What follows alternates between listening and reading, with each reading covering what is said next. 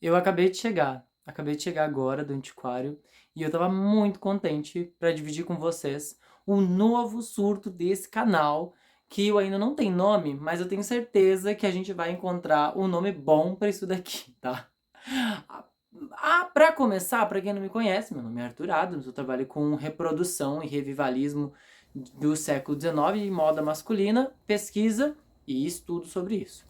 Mas, por muitos anos, muitas pessoas me conhecem por trabalhar com antiguidades, trabalhar a parte de avaliações e também de venda de antiquário e, mais popularmente, hoje em dia, com o trabalho de apresentação de antiguidades no antiquário em que eu trabalho. Eu sempre vivi dessa parte de antiguidades, interiormente falando, porque antes, gente, eu vim do interior, do interior, do interior. Aí quando eu cheguei em Porto Alegre, eu fiquei fascinado pelos antiquários. Aquilo era uma coisa assim muito tremenda. Em Porto Alegre tem um centro da cidade onde tem muitas feiras de antiguidades. Quando eu cheguei lá, em torno de uns 12 anos por aí, eu fiquei fascinado com aquilo tudo. Era uma loucura. Mas o resumo da coisa é que depois de um tempo fui trabalhar num sebo. Em alguns lugares chamam de sebo, outros chamam de segunda mão, né, de livros. E aí, esse senhor tinha um aporte de catálogos de leilão. E eu fiquei viciado naquilo. Eu fiquei viciado. E cada vez que eu ia no antiquário, eu ficava, isso daqui é tal coisa, aqui é tal coisa. Isso eu tinha uns 14 anos.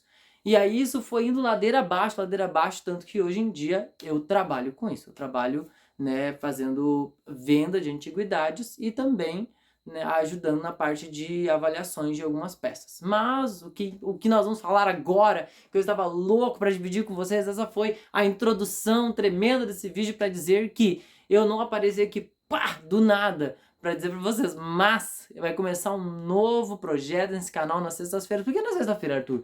Porque sábado e domingo tem as feiras de antiguidades. E agora você vai munido de ações, porque nós amamos antiguidades, coisinhas antigas, maravilhosas, lindinhas, mas nós vamos além. Agora você vai junto comigo, nós vamos além, enfrentando mundos, as antiguidades, para conhecer as regiões que fabricavam, a qualidade, o que eu devo procurar numa antiguidade. Se você está empenhado nisso, quer conhecer mais sobre a antiguidade, saber mais sobre isso, continua vendo esse vídeo. Se você não quiser, foca nas minhas roupas, tá? Que eu tô com um trabalho de reprodução de vestuário do século XIX, assim, que modéstia à parte é muito bacana de ver. Quem gosta de costurar, acompanha. Mas nós vamos falar agora, neste bloquinho, sobre antiguidades. Todos os sábados e domingos tem feiras basicamente em todo o país. Né? Em São Paulo tem a do Calixto, tem a do Bexiga, entre outras feiras. Em Porto Alegre tem a Feira da Redenção e a feira da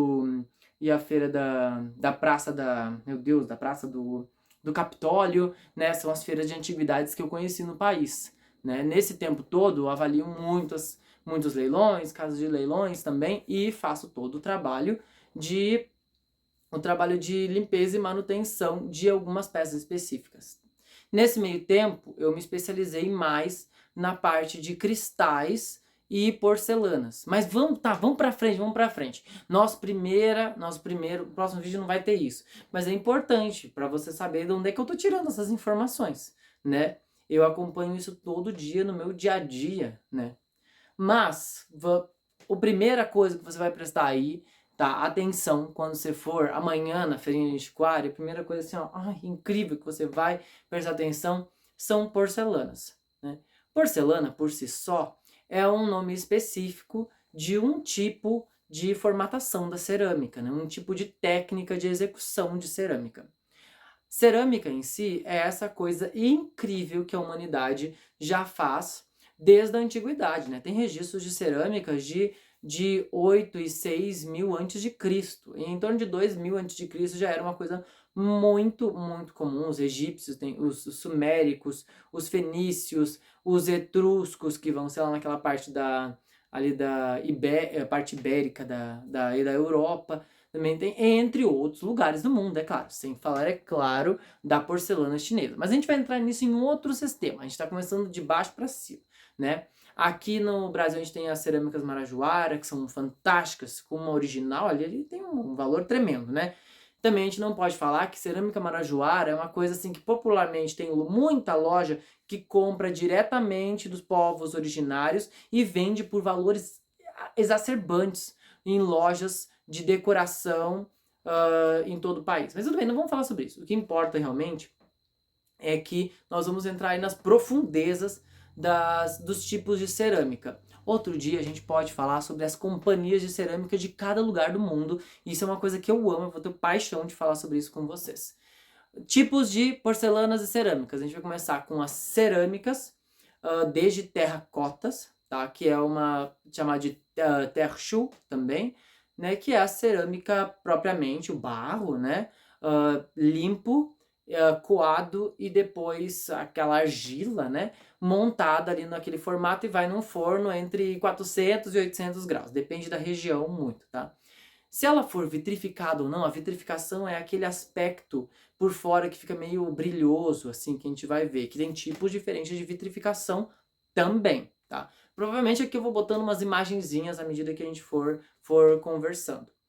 Nesses tipos de vitrificação de cerâmica, passando pelas terracotas, que são muito interessantes e muito raras hoje em dia de encontrar uma boa terracota, a gente vai ter os tipos de majólica ou earthenware, também chamado em inglês, que são de cerâmica pesada. Às vezes ela é mais pesada, às vezes não é tão pesada porque depende do lugar. Falar sobre os tipos de cerâmica é também falar sobre a terra, a argila que tinha naquele lugar. Então, alguns lugares vão ser mais pesados, vão ser mais leves. Vai depender um pouco disso e do tratamento que ela vai ter. As cerâmicas mais finas, cerâmicas de argila branca, vão ser chamadas normalmente de faianças, faiance, por ter vindo por ter... uma loucura, uma loucura. Isso aí é uma tragédia gigantesca, tá? A região de Faenza, na Itália, fazia importação disso de uma região espanhola, que trazia de outro lugar, que agora não lembro de onde é que trazia, e o pessoal de lá chamava isso de majólica, porque vinha da região de Majólica, e quem depois vendia era o pessoal que comprava em Faenza, e o pessoal que comprava lá em Faenza dizia que isso aqui é cerâmica de Faenza, e ficou conhecida como de faiança. É uma cerâmica branca, normalmente muito leve. Melly, por favor, vai pra fora. Cerâmica muito leve e que às vezes pode ser um pouco mais pesada dependendo da região. Para. Espera aí, já que a gata entrou, me atrapalhou minha gravação, eu aproveito já para dizer que isso é um grande apanhado generalizado de todos os tipos diferentes de peças que tem. Já que são muitas peças que existem, muitos tipos diferentes desses tipos de cerâmica que existem no mundo todo durante todos os séculos possíveis. Aqui é uma generalização para quem não conhece nada e no futuro a gente fazer uma parte mais profunda em cada um desses tipos. Então, bora continuar falando sobre essas coisas Sabe que o processo é arcaico, tive que tirar a gata dali, mas voltando, tá? Essas peças que vinham da região de Majólica eram um tipo de cerâmica vitrificada, um pouco mais fina e mais bem acabada, e que conquistou muitas pessoas já no século XVII, indo pro século XVIII, apesar de ela já ter sido feita em outros momentos, tá? A gente vai ver tipos de majólicas também ali na região da Áustria, por exemplo, e também dos Países Baixos, sem falar de tipos de majólicas diferentes que vão aparecer nas regiões da Holanda, Irlanda, que vinham trazendo dos outros países, como por exemplo países orientais, como é o exemplo de alguns tipos de peças que traziam da China já em 1700 e pouquinhos. Mas o nosso foco aqui vai ser nessas distinções diferentes. As mais comuns que a gente vai ver hoje em dia são os tipos de majólica, a Sarreguemines, que era uma região francesa muito popular que fazia tipos de faiança e majólica, os dois tipos se fazia por lá. E na Inglaterra, a região de Grindlay fez... Para. Olha, de novo. A região de Grindlay e de Milton foram muito populares por fazer cerâmica de majólica popularmente, tá? Tiveram fábricas que fizeram de super abastadas, mas também super populares. Se vocês pesquisarem Majólica de Minton ou em Majólica inglesa, por exemplo, vão ver as peças mais absurdas possíveis. Cabeça de coelho, gente decepada, vai ter coisas até... Ai, tudo que vocês puderem imaginar. Achem lá, procurem a mais doida que vocês acharem e me mandem. Eu quero saber qual foi a preferida de vocês, viu? Beijo. Vamos continuar o vídeo. Tem uma região tchecoslovaca que se chamava Teplitz, que fazia peças em majólica e faiança também, aí vai englobar vários lugares, né? Na Alemanha, agora não me lembro o nome do lugar, mas também tinha um lugar lá que fazia majólicas muito famosas, não confundir com o lugar que fazia as peças de porcelana. No Brasil, a gente vai ter em Minas Gerais e também em São Paulo, grande fornos para majólica e faianças, né? Faianças diferentes, principalmente em Minas Gerais, que teve um trabalho muito interessante com cerâmicas brancas. Das faianças, a gente vai ter faiança fina e faiança desse mais parecido com esse tipo de majólica. Normalmente as faianças a gente vai reconhecer pelas cores, que normalmente são cores muito clarinhas, e por causa do forno, também normalmente eles vão em torno de 800 graus, mais ou menos. E o que pode acontecer, uma coisa que é muito famosa, são as faianças ou cerâmicas brancas inglesas, que é também chamado de louça à inglesa. Isso é bem interessante porque a louça inglesa testou muitos tipos diferentes de formas de fazer louça durante todo o século XIX. Isso foi uma corrida. Já no final do século XVIII foi uma corrida, durante todo o século XVIII, aliás, foi uma corrida da Europa para conseguir conquistar o nosso último patamar dessa história, que vai ser a porcelana. Nesta corrida, descobriram-se muitos tipos de cerâmicas diferentes que poderiam ser feitas, entre elas as cerâmicas à inglesa, tipo chamada de faiança inglesa também, ou também chamados em alguns lugares de bone china também, né, porque era um tipo de reprodução. Mas isso não tem muito, como se diz, nem todo mundo confia nessa história, dizer que a bone china era uma coisa ali, uma coisa de lá, né? Bone china vem de bone mesmo, de ossos, né? E china era como era falado porcelana pelos ingleses. Então, uma china era toda porcelana fina que vinha do Oriente, né? Da China em si, que China naquela época era tudo, né? Nesse modo, a gente vai ter aí uma cerâmica que é feita a 800 graus, entre 800 e 900 graus, e que vai ser chamada de inglesa, ou faiança inglesa também. Às vezes isso vai ser chamado de earthenware também, e as nomenclaturas às vezes se misturam um pouco, então às vezes é um pouquinho difícil, mas normalmente vai se ter como faiança inglesa. Normalmente hoje em dia a nomenclatura no Brasil vai ter-se como faiança inglesa. A região de Gringley ficou muito famosa por fazer esse tipo de peça, e também as regiões de Sheldon, Feldon, uma coisa assim, agora não lembro o nome, mas que grandes fábricas como Johnson Bros, John Bros, e normalmente tem várias companhias com essas terminações. As companhias como Paragon fizeram também tipos de faiança fina, mas mais focadas em bone china. Outras grandes minas de kaolin estavam nos Estados Unidos e eram trazido muito kaolin, que é agora uma coisa importante, que nós vamos chegar lá. Porcelana é a coisa mais incrível, uma das coisas mais incríveis da antiguidade que foi feita pela mão humana.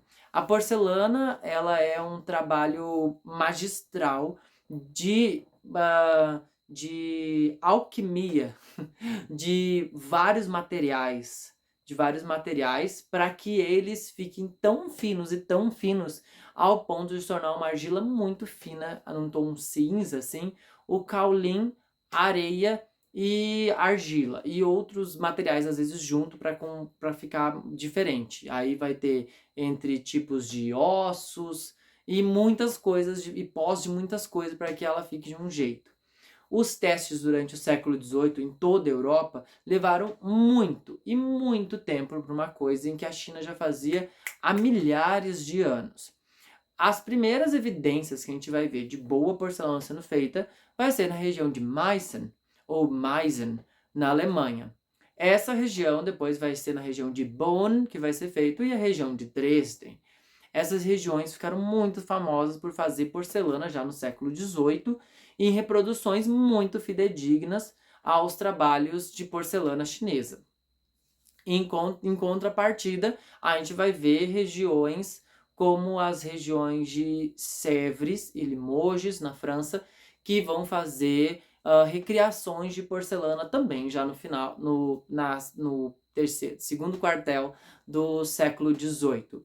Essas reproduções vão se passar para outras regiões francesas que vão fazer porcelana também, e outros lugares, como na Espanha, Portugal também vai fazer porcelana a partir do século XIX já. A Alemanha em si agora já é Alemanha, né? A Áustria também vai fazer muita porcelana. E aí a gente vai entrar nos tipos de porcelana. As porcelanas vão ter as de Bonn China, que é essa representação da porcelana mais fina feita à inglesa ou encomendada por ingleses. As regiões de Limoges e Sèvres vão ser as regiões mais importantes francesas. Meissen, de Dresden e Bonn vão ser as mais importantes alemãs. No Brasil, a gente vai ter grandes fábricas como a Real, a Pedreira, Esteatita ou Esteatia, Esteatita, como algumas pessoas falam. E posteriormente a gente vai ter as regiões de Mauá também, que fazia porcelana real. Se esse vídeo ficar muito comprido, azar de vocês, porque é muita coisa para falar e é muita coisa para dizer para tão pouca coisa. Nas diferenças de porcelana, a gente vai ter a primeira porcelana, normalmente as porcelanas em si, a gente vai conseguir fazer evidência delas com a translucidez. Quando você botar ela assim contra o sol, você vai conseguir ver o outro lado. Né? O outro lado não, né? Vai conseguir ver ali a sombra, pelo menos que nem tá ficando aqui no meu rosto. Sonoridade, que é muito importante. Normalmente ela tem uma sonoridade que se compensa, ou quando você faz ela vai ter uns toques de sino, assim, bem regulado. E também o peso, que é muito importante. Então a gente vai ter translucidez, peso e sonoridade, tá? Isso são coisas assim do dia a dia que a gente vai notando cada vez mais nos tipos de porcelanas diferentes.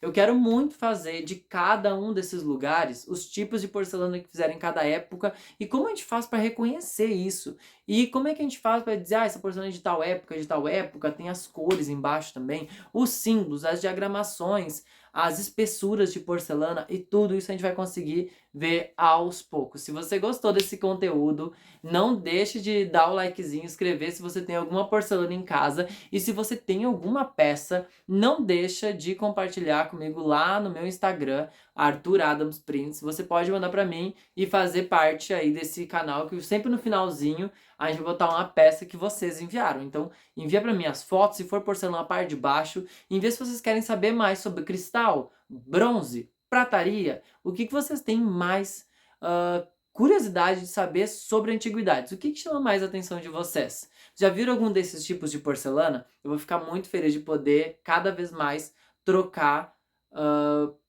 todo esse conhecimento com vocês e conhecer mais com vocês sobre as peças que vocês gostam. Até mais, espero vocês na próxima.